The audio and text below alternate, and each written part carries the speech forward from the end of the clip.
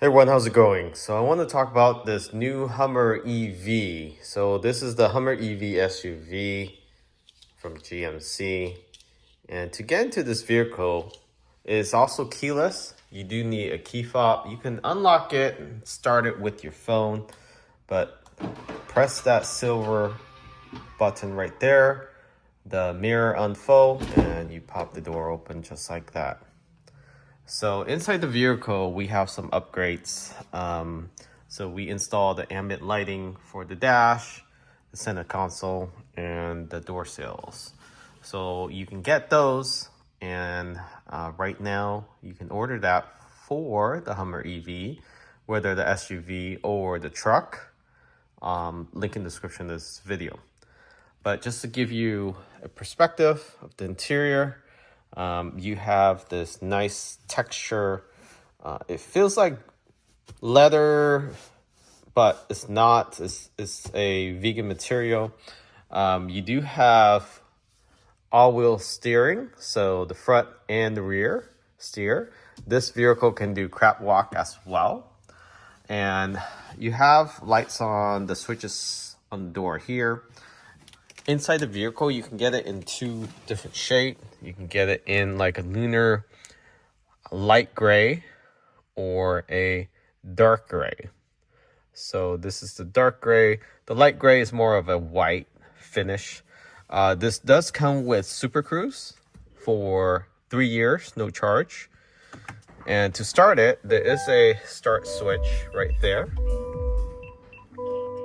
And you do have displays, your instrument cluster, and you also have a center display as well where you control everything. What's cool about this Hummer is that you also have this live mirror that converts to a regular mirror, and that's built in. Let me get some light in here. So, all right. Turn off the air. So there are physical switches in the vehicle, and you also have physical switches on the steering wheel. There's a lot of switches. You also have switches back here for controlling your media. Next, skip, pause, volume up and down in the back there.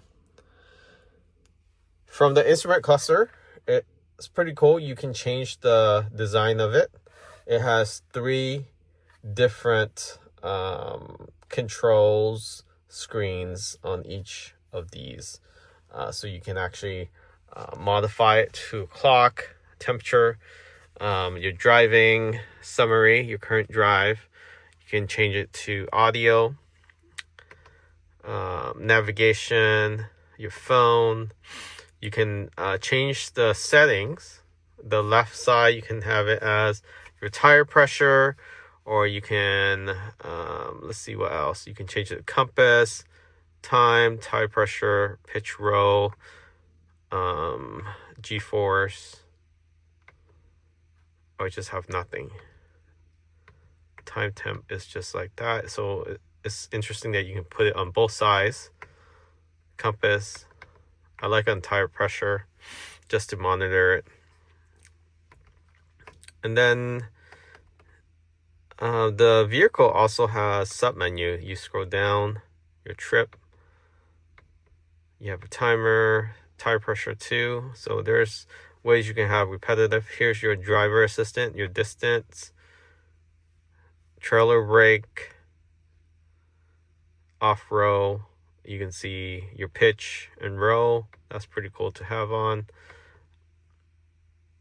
And suspension travel. So a lot of information you can pull up here.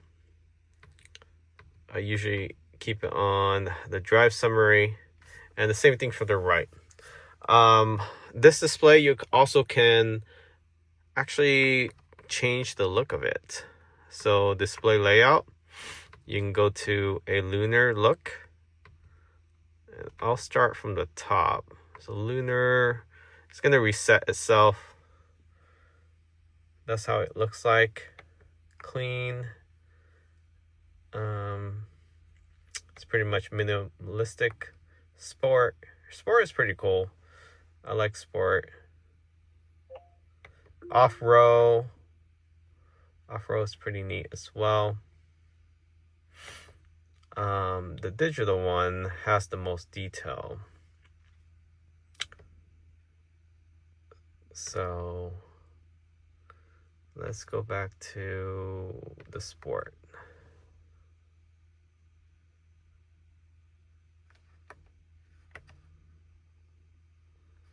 Okay.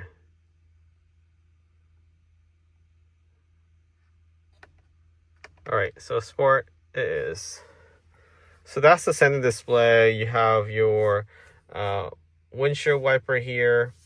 You have your light controller. The display also has a lot of user menu. If you go into this knob in the center console here, let me close this armrest cup holder. You have two USB over here, USB-A, USB-C. Same thing for the back. You also have a 110-volt outlet for any appliances. So let's take a look at the user menu. So you have, let's see here. You have audio, Google Maps, energy, cameras. Lots of cameras in this vehicle. Rear climate. You have Amazon Music, other apps you can download, off-road, trailing. Alexa is pretty useful. She's going to try to listen. Cancel. You have phone, my GMC Studio, Wi-Fi. So this car actually allows a hotspot for unlimited devices. Pretty cool. It comes with it standard for 3 years, no data charge, which is awesome. So you have tablets in the back. Yeah, people want to use it, then they can actually log in, and it's pretty quick. It's sort of like Wi-Fi at home. So let's see here. The maps is pretty quick. I like this because it has these application. The only studio we have is Hulu. So Hulu is the only app you can use to watch video. So it's very limited with media. Switches here, your hazard. It does have parking sensor, actual parking sensor. It does self-park. It has traction control, steering wheel heater, seat heater, ventilation too. So you do have ventilation for the heat and for both front seats. And these are all switches. Glove box down here. Typical glove box. Cup holder. Big armrest here. So you do have a 12-volt outlet there. Outside of that, that is the interior. You have HomeLink up here. 3 settings. Actually, I think it's 2. 1, 2. No, you have 3 HomeLinks. That's pretty cool. So you have gate, 2 garage, or 3 garage. You have your OnStar SOS. You also have your interior ambient lighting. You do have a rear window for the tailgate that can open. So that window can open and close with that switch. Pretty neat. You also have a quick switch to open all the windows. All the windows are auto down, but they're not auto up. You have to hold it. I think that's more for safety reason. All the tops can be taken off, so it becomes like a H-top, sort of like those old convertible T-tops. Have mirror with vanity mirror with lights. The material is mostly plastic on the top here because of the panels being able to be removed. And you don't need to tint this. It's made out of a polycarbonate. It feels like glass, but it's plastic. It does a great job in keeping the heat out for sure. Better than glass. You have some interesting design interior. It has Hummer logo on on all the doors, speaker grill that has the lunar map landing. So there's some Easter eggs here and there, very interesting. But right now you can get a really good deal on these Hummers, about 20% off. So these Hummers were going for 100,000, and it was, you know, the first year when it came out, people were buying it for almost 100%, 50% to 100% on top of the MSRP. So now you can get it 20% less than the MSRP. So around 18 to 20%. I think 20% is the best deal I've seen so far. But yeah, between 15 and 20, you're getting a good deal on this one. It has a 170 kilowatt battery. The battery alone, that's already, I mean, that alone is like 40 grand, close to 30 to 40 grand for the battery alone. So this vehicle itself right now, if you can get it under 80K, that's a really good deal. So it comes in two variant, the dual motor and the tri-motor. So dual motor is good enough actually. 0-60 about 4.5 seconds, and maybe 4 points. Yeah, you can get it in the low fours. It just depends. It depends on your battery percentage, but roughly about 4.5. And then the tri-motor gets around 3.3 or so. The range on the dual motor is really good. It's rated at 305 or 308, something like that, but we're actually getting 345 just driving it on normal mode. So there's different mode that you can control here. So if you're driving on normal mode, let's see here, normal mode, is pretty efficient, and if you punch it, it will go. You can also modify it, and what you can do with some of the My mode is that you can actually, let me go back in. So there's My mode, there's off-road, there's terrain, towing, normal. Normal is the most efficient, but if you go to My mode, you actually can control the steering, whether you want it stiffer or not stiff. And then you can change the acceleration. So relax is more like chill. Normal is just standard. Adrenaline, it punches a little bit more, but it does waste more battery during acceleration. Motor sound, so it has fake motor sound inside the vehicle. It sounds more like a space shuttle. It doesn't sound like a motor. So then that's your My mode. The motor sound, you can have it normal, Tour. Usually Tour is loud enough. Normal is pretty loud. I usually have it on quiet. But yeah, so that's the mode that you can switch it to. Another cool thing that people talk about is that you can change the steering. You can adjust the suspension manually while you're driving. You can increase the height all the way up if you're doing off-road or all terrain. Then it can17 inch ground clearance.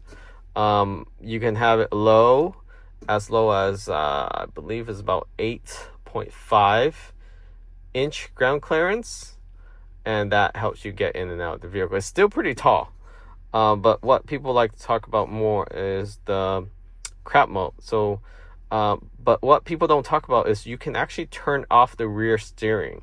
So if I push one down like this, the rear steering turns off. If I push it again, it turns on. And if I hold it down, and there's a trick to it, you hold it down, the crab walk mode, you gotta wait until it hit that 12 o'clock, then it becomes able to turn the wheel same directional. And then to get out of it, you just press on it again, and it just gets out of it. But that's the trick. Some people might just press it, and then if you have to hold it down, but if you let go too soon, it's gonna cancel out. If you let it go too late, it's gonna cancel out. So right before you hit that 12 o'clock again, it will go into the crap mode. So just to get out, you push it again. And you all can do this when you're at a stop, complete stop. So again, you press it down, wait for the screen to display crap mode, let go before it hits the 12 o'clock, and you're good to go. To get out, you press it again. And you get up and down. And these are adapted suspension. So as you accelerate harder, it's a heavy vehicle. It's an 8,000-pound vehicle. You're going to lean back a little bit, but it's going to adjust itself. If you're driving on an uneven road, like let's say you're leaning towards the right too much, it's going to push itself back up. It's not the best adapted system out there, but it's decent. It's better than not having it, especially in this heavy vehicle. So would I recommend this car or this truck as an EV? Is the most inefficient EV out there, but it can be very efficient if you drive it correctly in normal mode. It's as efficient as a Cybertruck if you're driving it very conservatively. If you drive it aggressively, it's the worst efficient vehicle out there just because of how heavy it is, and it's not aerodynamic. So if you're cruising on the highway higher than 65 miles per hour, you're going to lose efficiency. But I've been cruising between 65 to 70, and I've been getting a consistent of about 1.7 watt per mile, kilowatt. Let me see, 1 mile kilowatt. So the Cybertruck is about 2 to 2.1. So it's definitely more efficient. And the Cybertruck is only 6,600 pounds. This is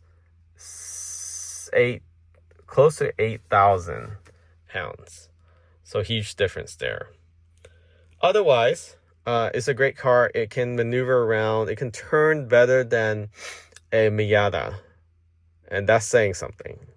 So a Civic turning radius is worse than this Hummer EV. Considering how large this vehicle is, the turning wheels on the rear has helped it a lot. You can turn off the rear steering when you're towing too. So this car is designed to be able to tow really well, and it's able to be efficient more so than the gasoline vehicle. This is as efficient as maybe slightly more efficient than a Prius, a Toyota Prius. So Toyota Prius is pretty efficient. And this vehicle, considering the weight, that's how much you're spending. 170 kilowatt. If you're charging at home, off peak is about 20 cents, right? 20 cents. So you multiply that by 170. That's from empty to full. But usually each week you likely only need to charge between 20 to 90% or 80%. So that's only 60% of the 170 kilowatt battery. So you're charging about roughly 90 to 100 kilowatt each time. So you just multiply that. That's like $20 a week to charge this car. You roughly put in about $20 to $25. At most, maybe 30 if you drive often. But this vehicle get around 345 miles. So assuming you have a daily drive of 30 miles, right? 30, 60, 90, 120, 150. So you're really going to use half of that a week. And that's just assuming you go 30 miles, 15 to and from work. But if you double that, let's say your work is 30 miles to and from, then you probably need to charge it from empty to full each week. But considering that that's usually not the case, usually people travel between 15 to 20 miles, you roughly will just need about 20 to 30 bucks worth of electricity to charge this. And this include, running errands here and there. It's more efficient when you drive this EV in traffic, meaning under 40 miles per hour. Stop and go traffic is super efficient. When you're cruising above 65, that's when it becomes inefficient. But still, you still get at least at minimum, you will get 310 miles in this vehicle. Maximum, I would say 345 easily. If you mix mostly city and highway, then you should be closer to 340.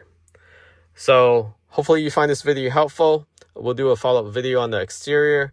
Make sure you subscribe and follow this channel. But that's the detail of the user interface and what we think about the Hummer EV.